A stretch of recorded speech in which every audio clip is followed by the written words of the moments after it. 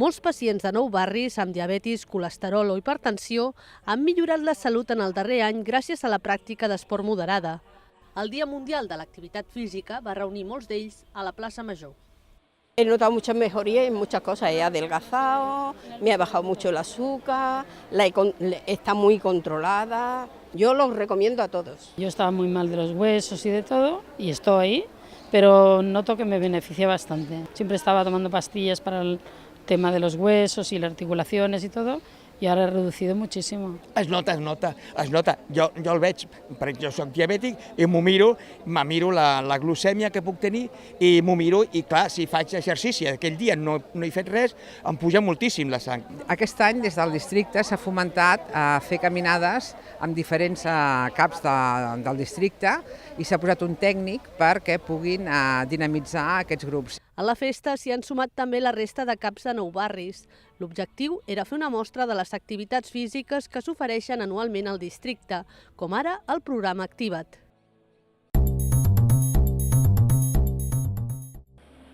Han començat les obres de reurbanització del carrer de la Florida, a la Prosperitat. Els treballs volen millorar la mobilitat i accessibilitat dels vianants, alhora que es renoven els serveis i els materials. Està previst que les obres s'allarguin fins al proper novembre i que segueixin el mateix estil que el recent estrenat carrer de Formentera. Voreres més amples, amb alguns espais reservats per bancs i arbres. També se soterraran les línies aèries i es renovaran serveis, com ara el sistema de recollida d'aigües al carrer. Amb les renovacions dels carrers de Formentera, Nou Pins i la Florida, l'Ajuntament ha volgut pacificar aquesta zona i crear entorns més agradables per als vianants.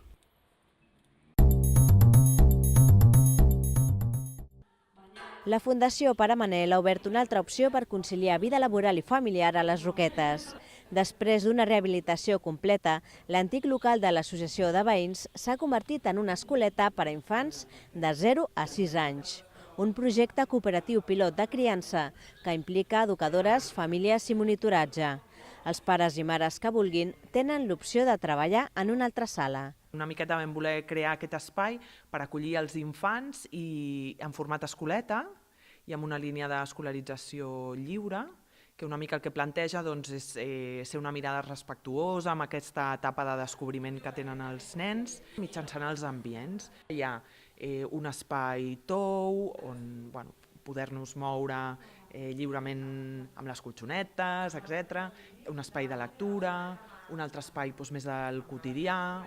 L'espai de cocriança acaba d'obrir i ja té 4 nens. Com a màxim hi haurà 12 places, tot i que la ràtio s'ampliarà al casal d'estiu, en què s'obriran a nens de fins a 8 anys.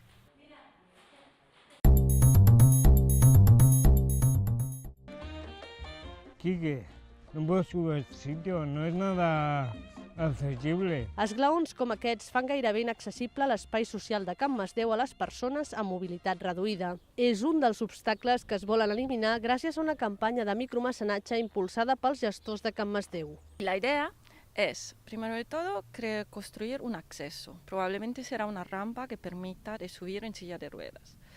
En segundo lugar, construir una letrina accesible. Y la última idea es desnivelar todos los escalones que están en el espacio social. A pocs dies d'acabar la primera ronda ja s'han recollit gairebé els 11.500 euros que es necessiten per fer l'espai social més inclusiu. La comunitat de Can Masdeu, però, té en ment un projecte més ambiciós, que vol fer accessibles també les piques i la sala de ioga i activitats. A més, es vol millorar la canalització de les aigües. Tenemos el problema que toda la recogida de agua que hacemos en la balsa inferior se va bloqueando porque las raíces rompen estas tuberías. Entonces nos gustaría poder poner unas tuberías mejores. Desde la balsa, además, depende todo el riego de los huertos comunitarios. Per aconseguir totes aquestes millores es necessitarien uns 40.000 euros. Un cop acabi la primera fase, es farà un taller de disseny participatiu amb experts en el tema. La idea és construir amb materials naturals i reciclats, com s'ha fet fins ara.